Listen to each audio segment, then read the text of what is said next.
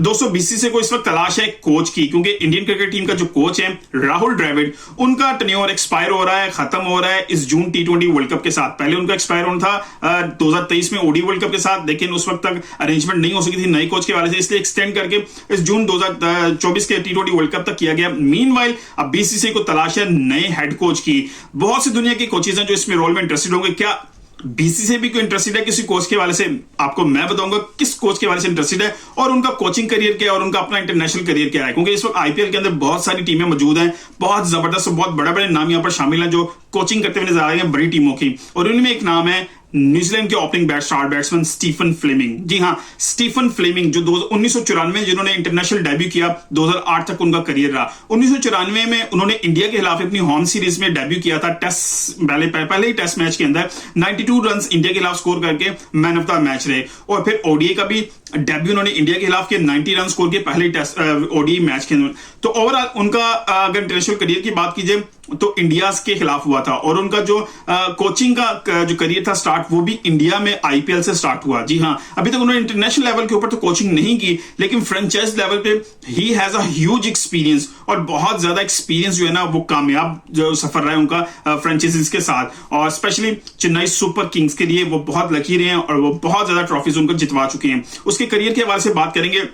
2008 में आखिरी मैच उन्होंने खेला था, यानी कि आईपीएल का भी आखिरी सीजन, पहला सीजन उन्होंने as a Stephen Fleming as a player खेला, और 2008 में इंटरनेशनल क्रिकेट से रिटायरमेंट ली। अब 2009 से लेकर 2015 तक, यानी कि ये जो 6 साल थे, इसमें एसोसिएटेड रहे चेन्नई सुपर किंग्स के साथ एज ए हेड कोच, और यहां पर उन्होंने चेन्नई सुपर किंग्स को 4 ट्रॉफीज जितवाई। 2 ट्रॉफीज उन्होंने जितवाई आईपीएल के अंदर, 2 ट्रॉफी जितवाई चैंपियंस ट्रॉफी में। जी हां, आईपीएल के अंदर 2010 और 11 में, 2010 में मुंबई इंडियंस के खिलाफ उन्होंने ये मैच जितवाया, टोटल चेन्नई सुपर किंग ने जीता, और 2011 के अंदर आरसीबी रॉयल चैलेंजर्स बेंगलुरु के खिलाफ जीत के बैक टू बैक 2 टूर्नामेंट जीत के 2 ट्रॉफीज जीती, और एक जबरदस्त अनाउंसमेंट हुई इस टीम के हवाले से। उसके बाद 2011 में जब चैंपियंस ट्रॉफी का फाइनल हुआ, वो भी RCB versus Chennai super king था, और यहां पर भी चेन्नई सुपर किंग्स ने आरसीबी को हराया, और 2011 बहुत जबरदस्त ईयर था चेन्नई सुपर किंग के लिए भी, स्टीफन फ्लेमिंग के लिए भी। उसके बाद 2014 में फिर चैंपियंस ट्रॉफी का फाइनल जितवाया चेन्नई सुपर किंग्स को किंग्स पंजाब 11 के खिलाफ। तो ओवरऑल अपने पहले 6 साल के करियर के अंदर एज ए कोच उन्होंने 4 ट्रॉफी जितवाई चेन्नई सुपर किंग्स को, और फिर उसके बाद एक गैप आया, और 15 के बाद दोबारा 18 में चेन्नई सुपर किंग्स को उन्होंने ज्वाइन किया। 18 से और अभी तक ऑनवर्ड्स, अभी तक उनका करियर चेन्नई सुपर किंग्स का कंटिन्यू है, और इस ड्यूरेशन के दौरान उन्होंने फिर मजीद 3 ट्रॉफीज जो है ना, 3 टाइटल दोबारा चेन्नई सुपर किंग्स को जितवाए इस आईपीएल में। पहला 2018 के अंदर सनराइजर्स हैदराबाद के खिलाफ, फिर 2021 में कलकत्ता नाइट राइडर्स के खिलाफ, और फिर 2023 में गुजरात टाइटंस, यानी कि इन टीमों को फाइनल के अंदर हरा के दोबारा उन्होंने चैंपियंस बनाया। अब 2024 का सिलसिला भी चल रहा है, अभी फाइनल होगा कि रनर अप किस स्टेज पे जाके फिनिश करती चेन्नई सुपर किंग्स अपना सफर।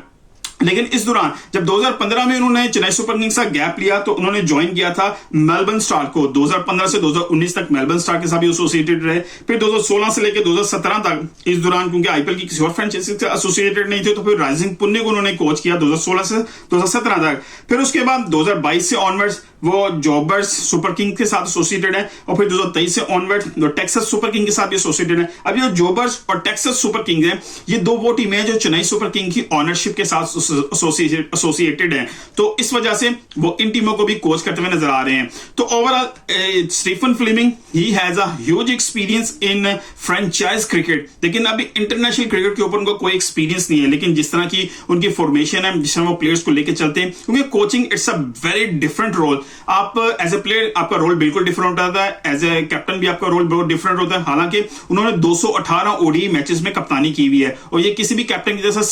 दूसरे नंबर पर सबसे बड़ा नंबर है ओडीआई में कि उन्होंने किसी भी टीम को लीड किया इंटरनेशनल लेवल के ऊपर। और स्टीफन फ्लेमिंग ने जो है बहुत शानदार जो उनका करियर रहा है, ओडीआई के अंदर भी उन्होंने 280 जो है ना ओडीआईस खेले हुए हैं, 111 टेस्ट मैचेस खेले हुए हैं, और टेस्ट मैचेस में 7172 रन उन्होंने किए हुए हैं, ओडीआई के अंदर 8037 रन किए हुए हैं। तो overall he has a huge experience of international cricket, लेकिन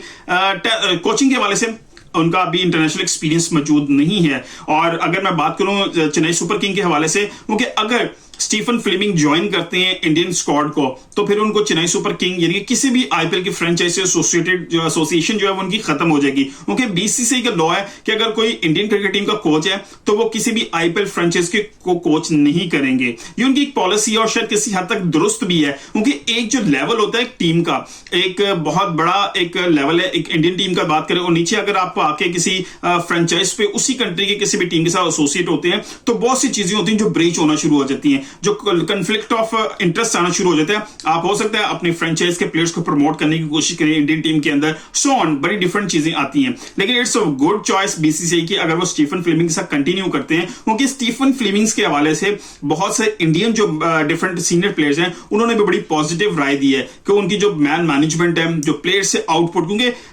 कोच का काम है प्लान तरतीब देना और उससे प्लेयर से काम निकलवाना, क्योंकि कोच और जो कप्तान है ये दो बहुत इंपॉर्टेंट बहुत पिलर होते हैं किसी भी प्लानिंग के दरमियान, क्योंकि प्लान बनाएंगे कोच और कैप्टन मिलकर, एग्जीक्यूशन कप्तान करवाएगा फील्ड के अंदर प्लेयर से, लेकिन उनसे करवाना कैसे है इसकी प्लानिंग भी कोच अच्छी तरीके से दे सकते हैं कप्तान को, अगर कप्तान बहुत ज्यादा आउटस्मार्ट नहीं है तो कैप्टन के हवाले से और कोच के हवाले से बहुत ज्यादा इंपॉर्टेंट है, क्योंकि स्टीफन फ्लेमिंग इस वक्त मोस्ट सक्सेसफुल जो कोच है इस वक्त आईपीएल के अंदर, और सीम्स लाइक कि जैसे इंडिया का बीसीसीआई का जो अंदर बोर्ड है वो जिस तरह इंटरेस्टेड है स्टीफन फ्लेमिंग के हवाले से और जिस तरह पॉजिटिव न्यूज है उनके बारे में एक्स इंडियन सीनियर प्लेयर्स की तरफ से, तो हो सकता है कि आपको कुछ ही दिनों के अंदर जो है न्यूजीलैंड की opening star batsman Stephen Fleming जो है कोच करते नजर इंडियन साइड को, अगर वो कंटिन्यू करते हैं तो फिर 31 दिसंबर 2027 तक उनका ये कॉन्ट्रैक्ट कंटिन्यू करेगा और वो इंडियन टीम को कोच करते हुए नजर आएंगे। वीडियो पसंद आई तो लाइक कीजिएगा, शेयर कीजिएगा। मिलते हैं अगली किसी वीडियो के साथ, अपना ख्याल रखिएगा। अल्लाह हाफिज।